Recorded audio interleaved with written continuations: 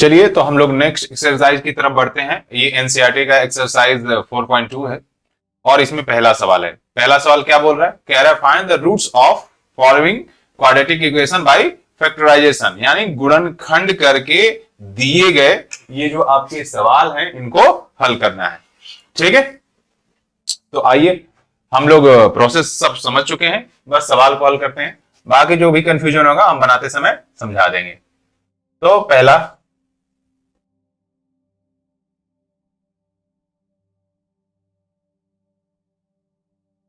सवाल ले लेते हैं हम लोग। क्या लिखा है भाई? X square minus 3x minus 10 equal to 0। तो मैंने प्रोसेस में क्या समझाया था कि ये पूरा का पूरा टर्म, ठीक है, तो ये है एक्स स्क्वायर और ये पूरा पीछे का टर्म और भी विथ साइन एक साथ ले लीजिए, तो ये कितना हो जाएगा? -10x²।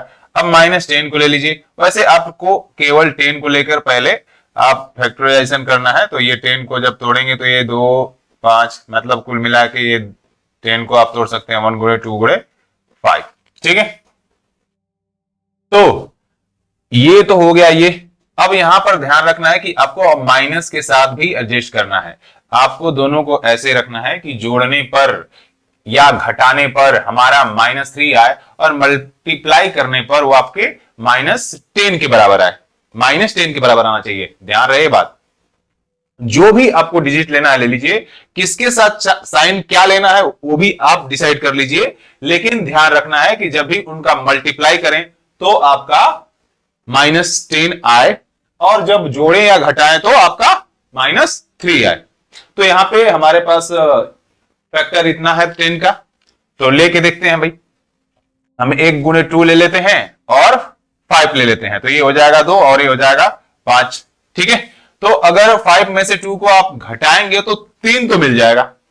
ठीक है, पर मेरे को चाहिए -3 क्योंकि आगे माइनस है ना। तो हम एक काम करते हैं, हम 5 को माइनस ले लेते हैं और 2 को प्लस ले लेते हैं। अगर इस प्लस का इस माइनस के साथ मल्टीप्लाई किया जाए तो -10 आ जाएगा, जो कि मेरे को चाहिए था। ठीक है, अगर इसमें से इसको घटाते हैं तो हमारे को क्या बच जाएगा? -3 बच जाएगा। क्लियर? ठीक है, तो हमारा काम बन गया। अब x इसके साथ रख लीजिए क्योंकि x का x में मल्टीप्लाई होगा तो आपका x² आ जाएगा। ठीक है, तो आइए बस हमको मिल गया। हाँ, अब इन दोनों में से छोटी संख्या कौन है भाई? तो ये -5 छोटी संख्या है, तो यहां पे लिख लीजिएगा -5x plus 2x -10 equal to 0। ये हो गया आपका जो कॉमन हो सकता है, कॉमन कर लीजिए। तो ये x कॉमन हो जाएगा x -5। यहां पे क्या कॉमन हो सकता है? 2, तो ये हो जाएगा x -5 इक्वल टू 0। अब इन दोनों टर्मों में से क्या कॉमन हो सकता है? तो x -5 यहां भी है और x -5 यहां भी है, तो उसको कॉमन कर लीजिए। तो ये हो गया x -5 कॉमन। यहां क्या बचा? x, और यहां क्या बचा? +2। तो मैं बार बार चीजें समझाता रहता हूं कि जब भी आप द्विघात समीकरण को या क्वाड्रेटिक इक्वेशन को फैक्टराइजेशन मेथड के द्वारा हल करते हैं तो ये इसका प्रोडक्ट लीनियर इक्वेशन के फॉर्म में मिलता है, और ये जब भी मिलेगा और 0 के बराबर होता है। जब 0 के बराबर होता है तो ये 3 कंडीशन बन जाती है, या तो ये पहला वाला टर्म 0 है, या तो दूसरा वाला टर्म 0 है, या तो दोनों ही 0 है। तो मैं क्या करता हूं, दोनों को 0 के बराबर कर लेता हूं क्योंकि मुझे एग्जैक्टली कुछ भी नहीं पता यहां पे। ठीक है, तो ये हो जाएगा x -5 इक्वल टू 0, तो x इक्वल टू 5 आ गया, और यहां पे हो गया x plus 2 equal to 0, then x equal to -2 हो गया। तो इसके रूट्स क्या हो गए? x equal to 5 and -2। Clear? तो ये पहला सवाल हल हो गया। अब दूसरा सवाल ले लेते हैं। ये क्या दिया है भाई? 2x² plus x -6 equal to 0। Same process, no change. आगे का 2x गुणे -6, ये हो गया -12x²। तो हम 12 का फैक्टर निकाल लेते हैं, तो ये हो जाएगा 1 गुणे 2 गुणे 2 गुणे 3। ठीक है, same to same process. Multiply करें हम इसको इस प्रकार से अरेंज करके कि हमारा जो गुणनफल है, प्रोडक्ट है, वो कितना है? -12 आए, और जोड़े या घटाए तो हमारा कितना है? 1 है, क्योंकि x के आगे क्या छिपा है? 1 छिपा है।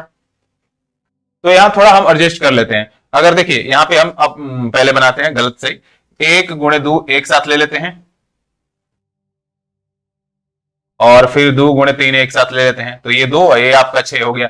आप जोड़ें तो 8 हो जाएगा, घटाएं तो आपका 4 हो जाएगा, जो कि 1 नहीं आ रहा, तो भाई ये नहीं ले सकते, ये गड़बड़ है। हाँ, यहाँ पे ये काम कर लेते हैं, ये 4 ले लेते हैं और ये 3 लेते हैं। 4 में से अगर 3 घटाएंगे तो हमारा 1 मिल जाएगा। और सोचने वाली बात है कि इनमें से एक को प्लस लेना है, एक को माइनस लेना है। क्यों लेना है भाई? क्योंकि जब आप मल्टीप्लाई करेंगे, यहाँ माइनस है तो दोनों में से किसी एक को तो माइनस लेना ही लेना है, ऑप्शन ही नहीं है ना। क्योंकि मल्टीप्लाई माइनस में कब आएगा? जब दोनों में से कोई, दोनों डिफरेंट साइन के हो बस। ठीक है, अगर एक पॉजिटिव है तो दूसरा नेगेटिव हो, दूसरा पॉजिटिव हो तो पहला नेगेटिव हो। बात पकड़ में आ रही है? तो आपको यहां पे कौन से वाले टर्म में माइनस लेना है, ये आप इसको देख के डिसाइड कर लीजिए। यहां पे हमको क्या चाहिए? प्लस चाहिए। अगर हम 4 को माइनस ले लेते हैं और 3 को प्लस ले लेते हैं, तो इसको जो ऐड करेंगे तो आपका -1 बचेगा, जो कि मेरे को नहीं चाहिए। तो एक काम करते हैं, 4 को प्लस ले लेते हैं और 3 को माइनस ले लेते हैं। अब अगर जोड़ेंगे तो हमारा +1 मिल जाएगा।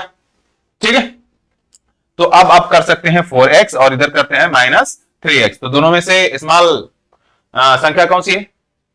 तो -3। तो आप एक काम कर लीजिए, ये हो गया 2x² - 3x + 4x - 6 = 0। क्लियर एकदम?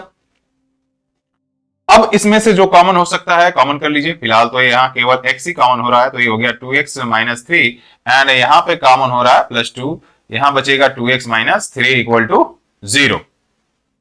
अब दोनों टर्मों में से 2x - 3 और 2x - 3 कॉमन हो जाएगा, तो कॉमन कर लीजिए 2x - 3 और यहाँ पे क्या बचा? x + 2। Same to same process, दोनों अगर 0 के बराबर है तो दोनों को अलग अलग 0 के बराबर कर लीजिए।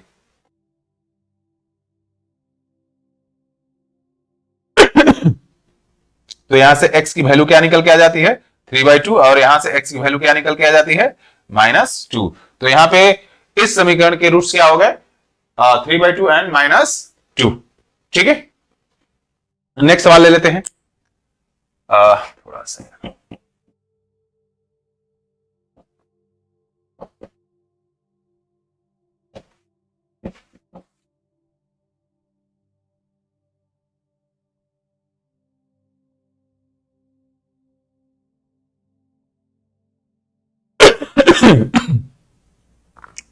ये आपका तीसरा सवाल है। क्या है भाई? √2x² + 7x + 5 √2 = 0। Same to same process, इन दोनों का मल्टीप्लाई करिए। ठीक है,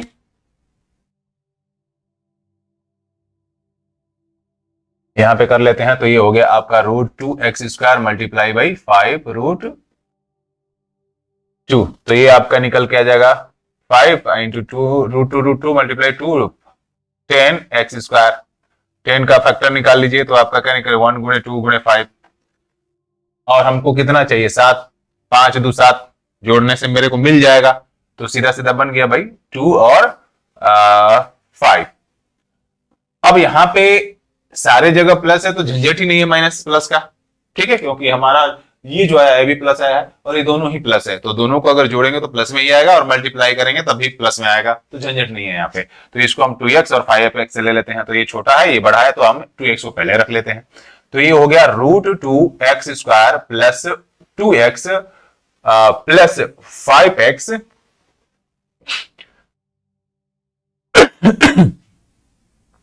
+ 5 √2 = 0।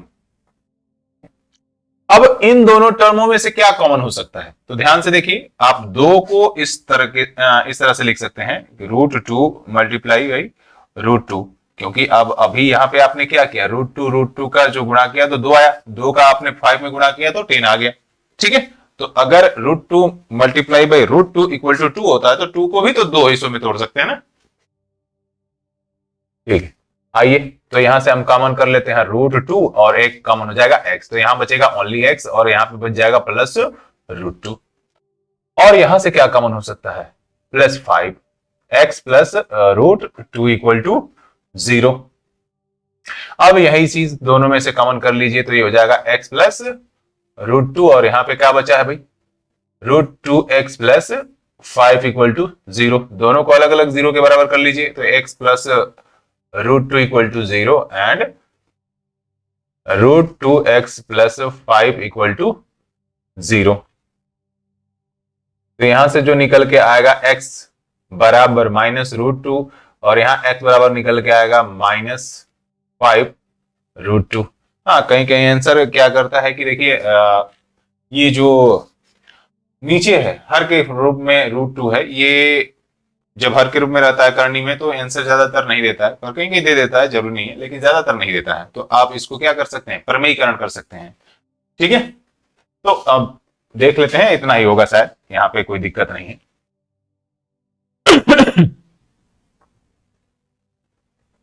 नेक्स्ट सवाल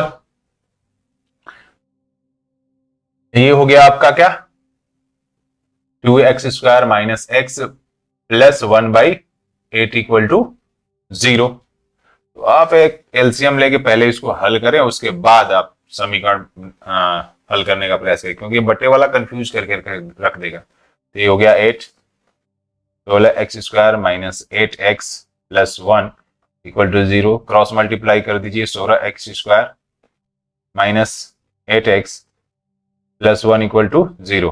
तो वही प्रोसेस, 16x² मल्टीप्लाई 1, तो ये हो गया 16x²। हमें इसका फैक्टर निकाल लेते हैं, तो ये हो जाएगा 2 गुणे 2 गुणे 2 गुणे 2 गुणे 1, आगे छूट गया।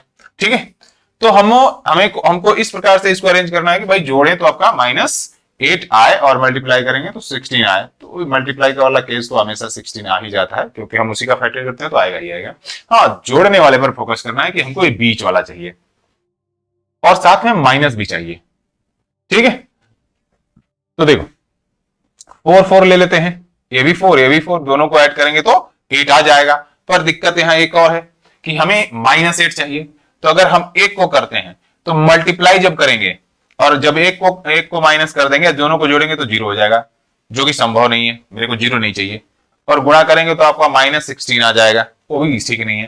तो अगर दोनों को कर ले तो हाँ, माइनस का मल्टीप्लाई अगर माइनस से होता है तो प्लस में कन्वर्ट कर जाता है।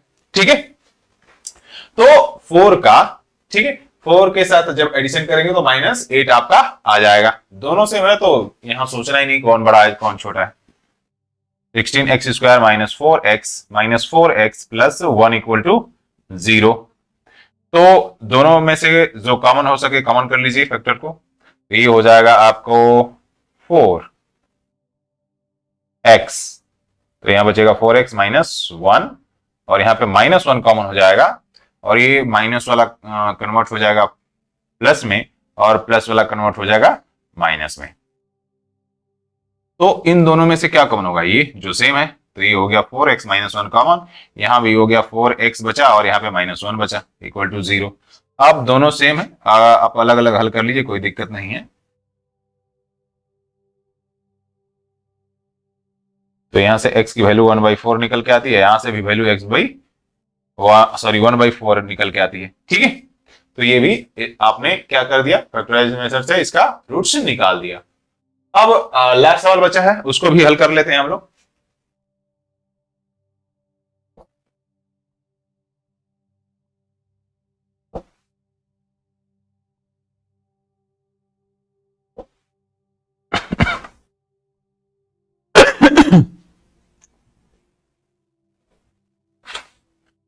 ये क्या है, 5 सवाल number 100x² minus 20x plus 1 equal to 0। Same process करिए, क्या 100x² multiply 1 equal to 100x², ये 100 का आप एक फैक्टर निकाल लीजिए, तो ये आपका 2, पहले 1 लिख लिए, 1 गुणे 2, फिर 2 से 5 गुणे 5। ठीक है, हाँ बिल्कुल सही। तो अब इसको आपको ऐसे एडजस्ट करना है कि भाई आप जब गुणा करें तो 100 आए और जोड़े चाहे घटाए आपको 20 लाना है। ठीक है, तो कैसे कर लेते हैं, 5 दूना 10, 5 दूना 10, 10 और 10 का जब गुणा करेंगे मल्टीप्लाई करेंगे तो आपका 100 आ जाएगा और ऐड करेंगे तो 20 आ जाएगा। दिख रहा है हमको। हाँ, यहाँ पे एक और चीज है, फिर वही वाला कंडीशन जो इस सवाल में था कि हमको ये माइनस में चाहिए, जबकि ये इन दोनों का मल्टीप्लाई क्या है, पॉजिटिव आया है। तो ये दोनों को माइनस कर लीजिए। जब मल्टीप्लाई करेंगे तो पॉजिटिव में कन्वर्ट कर जाएगा, पर एडिशन करेंगे तो आपका -20 आ जाएगा। ठीक है, तो ये हो गया आपका 100x² minus 10x minus 10x plus 1 equal to 0। अब इन दोनों में से क्या कॉमन हो जाएगा? 10x, तो यहां बचेगा 10x माइनस 1 और यहां -1 कॉमन हो जाएगा, 10x माइनस 1 बच जाएगा। ठीक है, तो ये हो गया 10x minus 1, 10x minus 1 equal to 0। अलग अलग कर लीजिए। ये हो गया 10x minus 1 equal to 0 and 10x minus 1 equal to 0। तो यहां से x की वैल्यू क्या निकल के आती है? 1/10 एंड यहां से भी x की वैल्यू क्या निकल के आती है? 1/10। तो ये हमने पूरा का पूरा जो सवाल है बाय द फैक्टराइजेशन मेथड से हमने इसको हल कर दिया। आई होप कि आपको सारे प्रोसेस, ऐसे सारे सवालों को बनाने का विधि और कंसेप्ट एक ही है। मैंने हर सवाल में कंसेप्ट को बार बार रिवाइज किया ताकि आपको अगर कंफ्यूजन भी हो तो आपको टोटली समझ में आ जाए। आइए, ये क्वेश्चन नंबर 2 है। क्या कह रहा है? Solve the problem given in example 1। आप एक्सरसाइज 4.1 के और आगे जाएंगे, ठीक है, और ऐसे किताब में पीछे जाएंगे, जो हम अभी चैप्टर पढ़े उससे पीछे जाएंगे तो वहां पे एग्जांपल नंबर 1 आपको मिल जाएगा। उसमें 2 सवाल हैं, ठीक है, ये पहला है और ये आपका दूसरा है। तो पहला सवाल क्या कह रहा है भाई? कह रहा है John and Jivanti together have 45 marble, यानी जॉन और जीवंती दोनों के पास कुल मिलाकर कुल कंचों की संख्या कितनी है? 45 है। ठीक है, अब कह रहा है both of them lost 5 marble, दोनों ने 5-5 जो मार्बल हैं वो क्या कर दिए हैं? खो दिए हैं। तब क्या कह रहा है? कह रहा and the product of number they now have is 124। कह रहा है कि जो उनके पास 5-5 कंचे खोने के बाद बचे हुए हैं उनका मल्टीप्लाई कितना है? तो एक 124 है, 124 है। ठीक है, अब क्या कह रहा है? हाँ, we would like to find out how many marble they had to started with, यानी यहां कह रहा है कि अब हमारी जानने की इच्छा है भाई कि शुरुआत में उनके पास कुल कितने कंचे थे। तो चलिए बनाते हैं। तो यहां मान लेते हैं, मान लीजिए कि लेट जॉन के पास कुल कंचों की संख्या कितनी है? x है। लेट द नंबर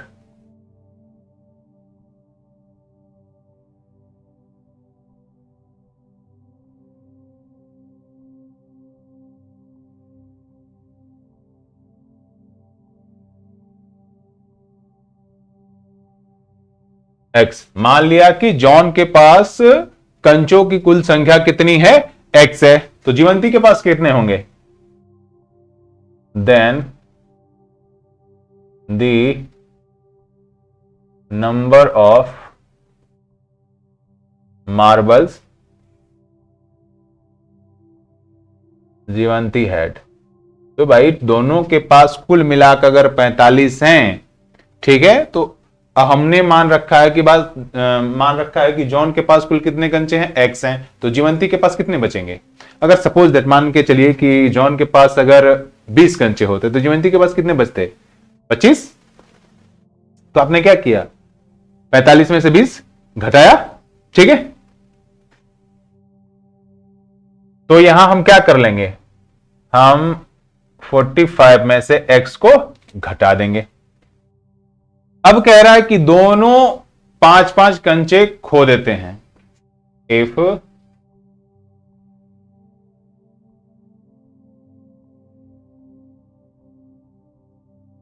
अगर दोनों ही 5-5 कंचे खो देते हैं तब उनके पास कंचों की संख्या कितनी बचेगी?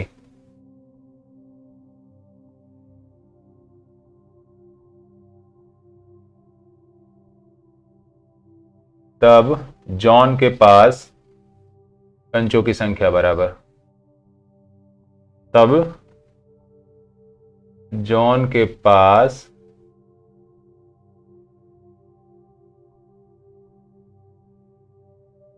भाई x था, x में से 5 चला गया। ठीक है, उसी तरह से जीवंती के पास कितने बचेंगे?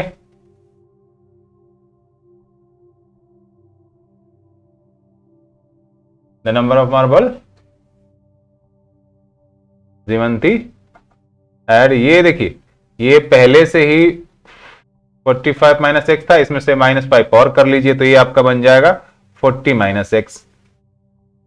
नाउ अब क्या है, अब कह रहा है कि इनका जो ये घटे हुए हैं 5-5 मार्बल्स, इनका जो मल्टीप्लाई है कितना है, 124 है। ठीक है, फ्रॉम द क्वेश्चन।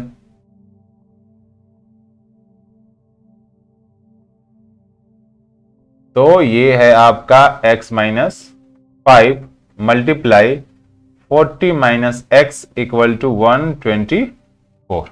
बस अब आपका सिंपल प्रोसेस में आ जाता है, जो भी था यही समझने लायक था, ये तो मल्टीप्लाई आप कर ही लेंगे। चलिए करते हैं, तो ये हो जाएगा x into 40 minus x, sorry ये -5 है तो -5 ले लीजिए, ये हो जाएगा 40 minus x equal to 124।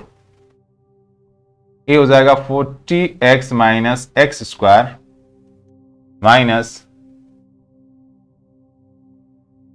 200 and ये आपका क्या हो जाएगा प्लस 5x इक्वल टू 124। ठीक है,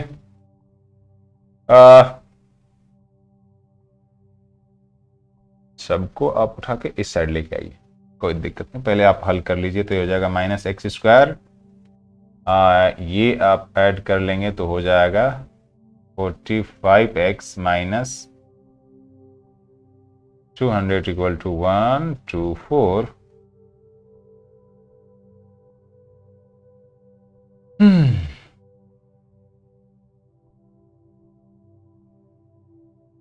एक्स स्क्वायर माइनस 45x, इसको आप इधर लाएंगे तो ये भी माइनस में हो जाएगा। ठीक है, आप माइनस से मल्टीप्लाई कर देंगे तो जितने भी माइनस गायब हो जाएंगे और क्या बच जाएगा, ओनली प्लस बच जाएगा। तो ये हो जाएगा एक्स स्क्वायर प्लस, और ये प्लस में है पहले से ही, तो ये हो जाएगा आपका माइनस, और ये आपका माइनस दोनों है तो ये प्लस में ऐड हो जाएगा टोटली। ये कितना बन जाएगा भाई, 314। तो यहां पे आपको किस विधि द्वारा हल करना है इसने तो बोला नहीं है। ठीक है, तो जब बोला नहीं तो आप स्वतंत्र अवस्था में है कि भाई किसी भी विधि द्वारा हल कर लीजिए। और इसी चैप्टर के ठीक आगे हमने तीनों विधियों का जो मेथड्स हैं सब बताया हुआ है, तो आपके पास स्वतंत्र अवस्था में है। फिलहाल में हम फैक्टराइजेशन मेथड कर रहे हैं तो हम उसी विधि से करेंगे इसको।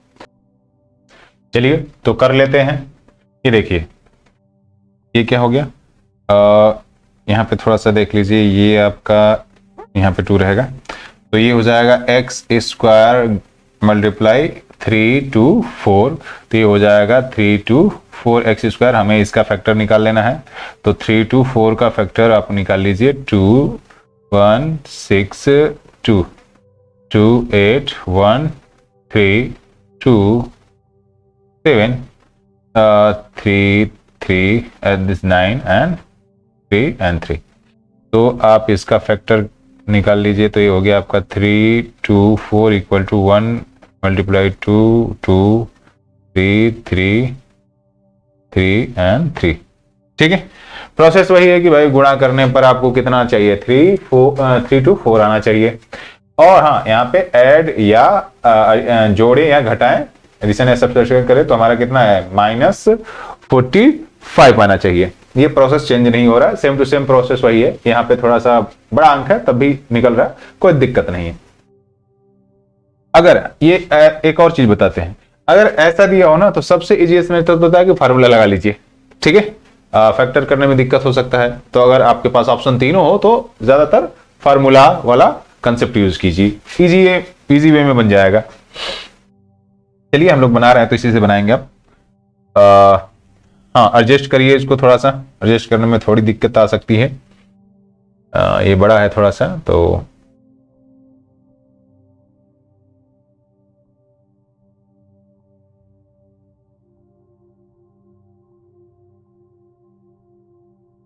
नहीं, बिल्कुल नहीं।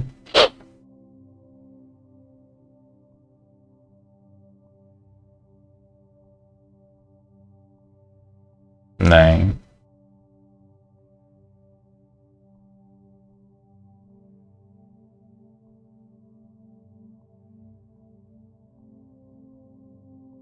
36 एंड 9, हो जाएगा, बिल्कुल हो जाएगा। तो यहां पे हम दोनों को क्या कर लेते हैं, -36x एंड -9x ले लेते हैं, क्योंकि मल्टीप्लाई करेंगे तो पॉजिटिव में कन्वर्ट हो जाएगा, एंड जब जोड़ेंगे तो ये आपका -45 आ जाएगा। ठीक है, तो हम लोग लिख लेते हैं x² -36x -9x plus 3 equal to 0। ठीक है, तो यहां से ये निकल के क्या आ गया, कॉमन कर लीजिए जो कॉमन हो सके, x -36 एंड 9 कॉमन कर लीजिए, यहाँ पे -9, तो ये हो जाएगा x -36 ही बचेगा, यहाँ पे आप कॉमन कर लीजिएगा, डिवाइड कर लीजिएगा, देख लीजिए अब डिवाइड करके यहाँ पे, तो ये हो जाएगा 3/9।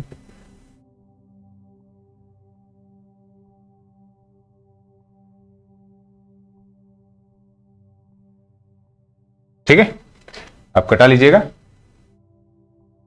29 एंड बचा 5, 54 बचेगा, तो 9 छके 54। ठीक है, तो यहां जो कॉमन हो सके वो कॉमन कर लीजिए, हो गया x -36 into x -9 equal to 0, and हल करेंगे इसको तो x इक्वल टू हमारा निकल के आ जाएगा 36 एंड 9। आप हल कर लीजिए अगर आप करना चाहते, x -36 equal to 0 and x equal to 36 and x -9 equal to 0 and x equal to 9। अब यहां दो आंसर आ गए। ठीक है, जब यहां दो आंसर आ गए तो हमें ये चेक करना होगा, नहीं बिल्कुल सही है। अब यहां ध्यान देने वाली बात यह है कि अगर हम मान के चलते हैं कि जो जॉन है उसके पास अगर 36 कंचे होंगे तो जीवंती के पास कितने होंगे, 45 में से 36 घटा दीजिए तो आपको 9 बचेगा। ठीक है, अगर हम ये मान के चलें कि जॉन के पास 9 कंचे होंगे तो जीवंती के पास कितने बचेंगे, 36। तो यहां आपको रिप्रेजेंट करना होगा, दिस इज नॉट आंसर, आपको बताना होगा कि अगर जॉन के पास 36 कंचे हैं तो जीवंती के पास कुल कितने कंचे रह जाएंगे भाई, इसमें से इसको माइनस कर लीजिएगा तो आपका 9 कंचा आ जाएगा। ठीक है, अब दूसरा कंडीशन ये बताना होगा आपको कि अगर जॉन के पास 9 कंचे होंगे तो जीवंती के पास कितने कंचे हो जाएंगे, 45 माइनस 9 करिएगा तो 36 आ जाएगा। ठीक है, तो ये आपको मेंशन करना होगा।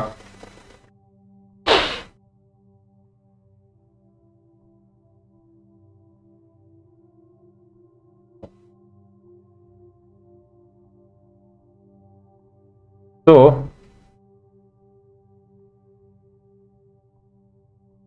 start, John had if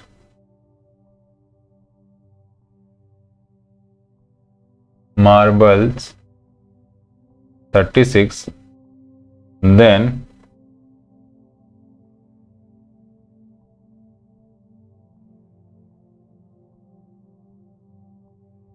Jeevanti had marbles 45 minus x, x equal to value से 26 हो जाएगा जो कि आ जाएगा 9। फिर कंडीशन डालना पड़ेगा, if John had marbles equal to 9, then Jivanti had, marble heads लिख सकते हैं यार, ऐसे में अच्छा नहीं लग रहा है थोड़ा,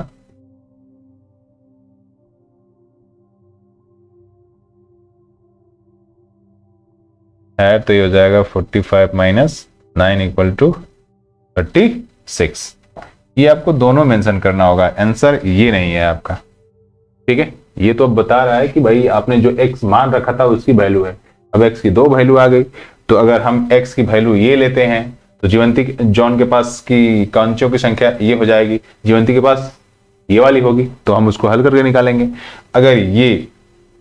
अगर जॉन के पास कंचों की संख्या है तो जीवंती के पास हल करके निकालेंगे, क्योंकि आपने मान किसको रखा है, जॉन को, और ये दोनों वैल्यू जोन के ही कंचों की संख्या बता रही है।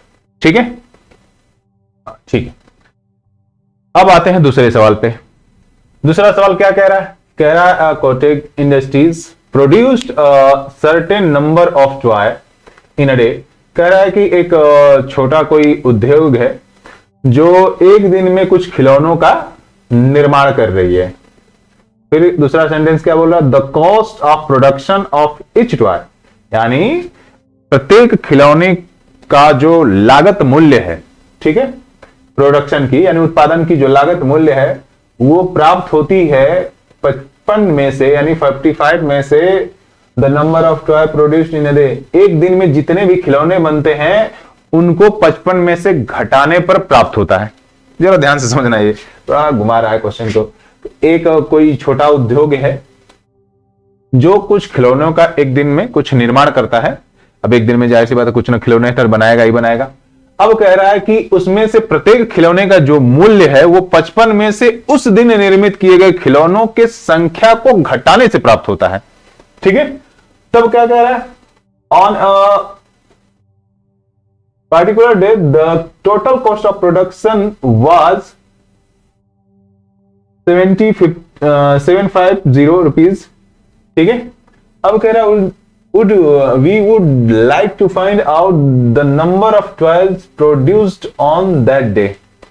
तो कह रहा है कि अगर यहां पे थोड़ा सा इस वाले सेंटेंस पे ध्यान दे लीजिए, तो कह रहा है कि किसी खास दिन पार्टिकुलर डे टोटल जो प्रोडक्शन है, जो टोटल प्रोडक्शन की लागत है वो कितनी निकल के आती है? 750 रुपए आती है।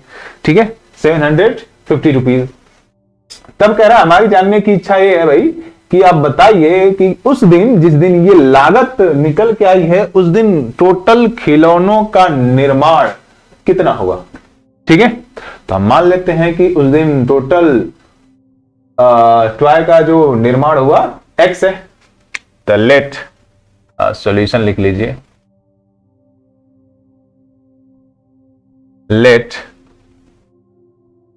The number of toys produced on that day equal to x, and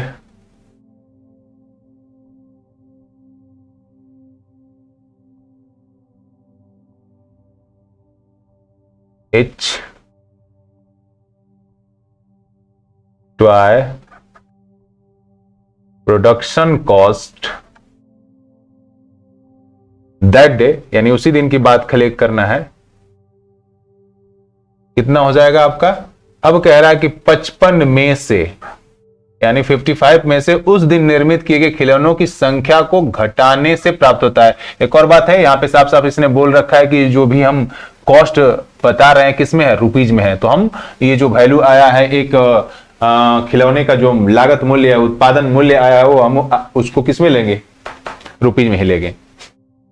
ठीक है, तो ये हो गया इसके कथन के अनुसार टोटल चीज। अब कह रहा है कि उस दिन कुल प्रोडक्शन की जो लागत है वो कितनी आई है।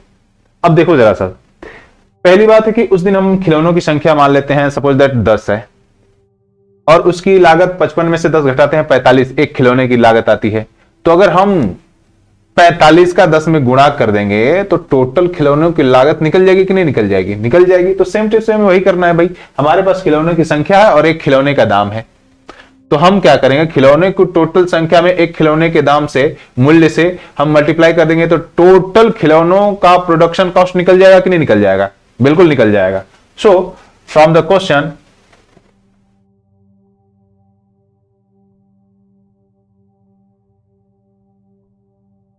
इस तरह से निकाल लो,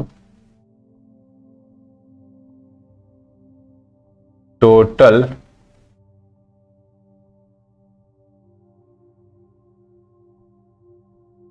cost equal to x multiply 55 minus x. अब लिख लो फ्रॉम द क्वेश्चन। तो देखिए ये टोटल कास्ट है और यही टोटल कास्ट किसके बराबर है? 750 रुपीज के बराबर। तो ये कर लीजिए x 55 minus x equal to 750। तो ये हो गया आपका 55x minus x square equal to 750। ठीक है,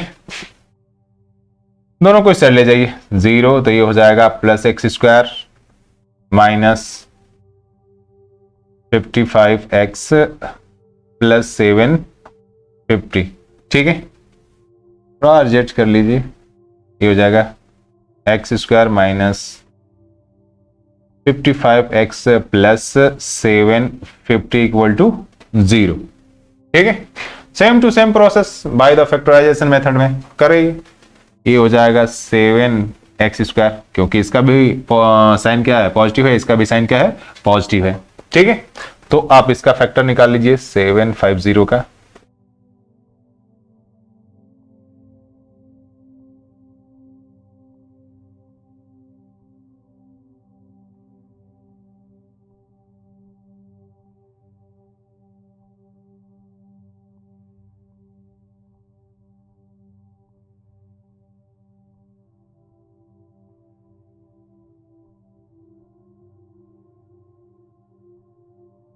तो ये हमारा इसका फैक्टर निकल के आ गया है 1 गुणे 2 गुणे 3 गुणे 5 गुणे 5 गुणे 5। तो देखिए गुणा करने पर तो ये 750 के बराबर आ जाएगा, लेकिन हमें ऐड या सब्सट्रैक्ट करके माइनस 55 लाना है। तो चलिए बनाते हैं, क्या करना है। तो ये हमारा हम कैसे ले लें, 25 यहीं से ले लेते हैं। ये कितना हो जाएगा भाई, 5 6 के 30, 30 और 25 अपना आ गया 55, है कि नहीं।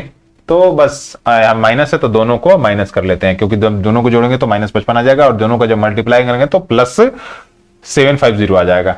तो हो गया भाई x square minus 30x minus 25x plus 750 equal to 0। Common कर लीजिए, x कॉमन हो जाएगा x माइनस 30 माइनस 25 कॉमन हो जाएगा x माइनस 30 बचेगा यहाँ पे, आप कर लीजिएगा। यहाँ x minus 30 into x minus 25 equal to 0, तो x की वैल्यू यहाँ से निकल के आ जाएगी, आप यहाँ से 0 कर लीजिए पहले। x minus 30 equal to 0, x equal to आपका 30 निकल के आ जाएगा, x माइनस 25 इक्वल टू 0, तो x की वैल्यू क्या निकल के आ जाएगी 25। अब फिर यहां भी वही चीज है, x का मान 2 ठो आ गया। ठीक है, तो अब x का मान 2 ठो आ गया, तो यहां भी आपके आंसर 2 ही आएंगे। देखिए अब क्या हमने यहां पे मान रखा था कि किसी दिन निर्माण होने वाले खिलौनों की संख्या क्या है, x है।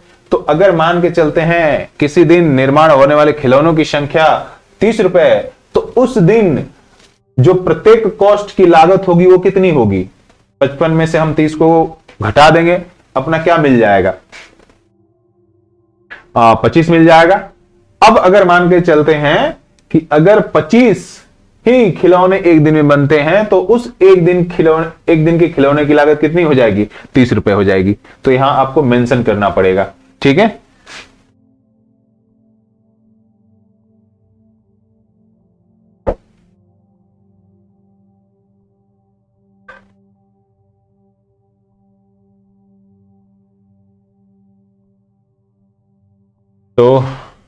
so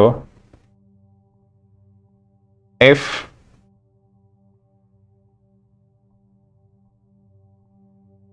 on that day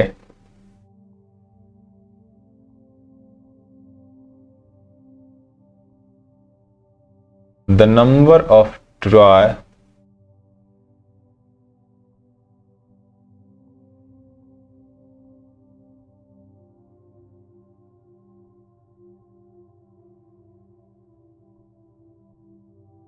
produced toy equal to 30, then each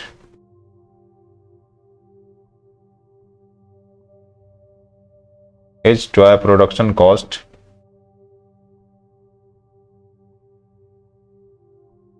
equal to हो जाएगा आपका 55 माइनस 30 इक्वल टू 25 रुपीज। अगर if the number of produced toy, अगर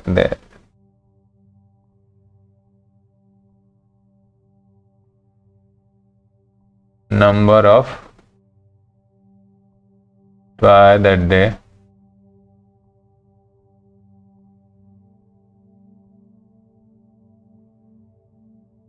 $25 हो, तो प्रत्येक जो खिलौना है उसकी कीमत कितनी हो जाएगी?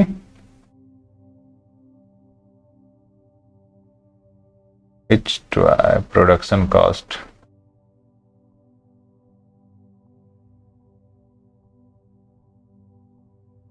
$55 - $25 इक्वल टू ₹30। यहां देखिए आंसर दो ही तरीके से आ रहे हैं। यहां पे x की वैल्यू 2 आई है, तो आपको ये ध्यान रखना पड़ेगा। ठीक है।